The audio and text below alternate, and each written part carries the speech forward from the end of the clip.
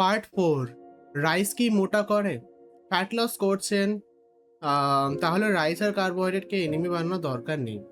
Carbohydrate হলো এক বডির একটা important energy source. Problem carbohydrate না, প্রবলেম হলো ওভারঅল ক্যালোরি ইনটেক আর ফুড কোয়ালিটি। তাই রাইস খেলেই ফ্যাট বাড়বে এটা সায়েন্টিফিক্যালি কারেক্ট নয়।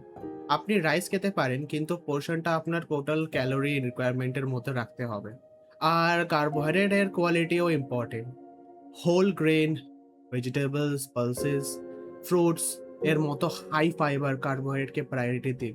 আর সুগারি ড্রিঙ্কস যেমন চিনি আর হাইলি প্রসেসড ফুডস কমান। WHO ওয়ার্ল্ড হেলথ অর্গানাইজেশনও কার্বোহাইড্রেটকে মেজর সোর্সেস হিসাবে whole grain, vegetables, fruits and pulses recommended করে। তাই ফ্যাট লস করতে হলে রাইস বন্ধ নয়, রাইসকে প্রপারলি ম্যানেজ করুন। নেক্সট পার্টে বলবো প্রোটিন কেন ফ্যাট লসের সময় এত ইম্পর্টেন্ট আর কতটা প্রোটিন অ্যাকচুয়ালি দরকার শরীরে।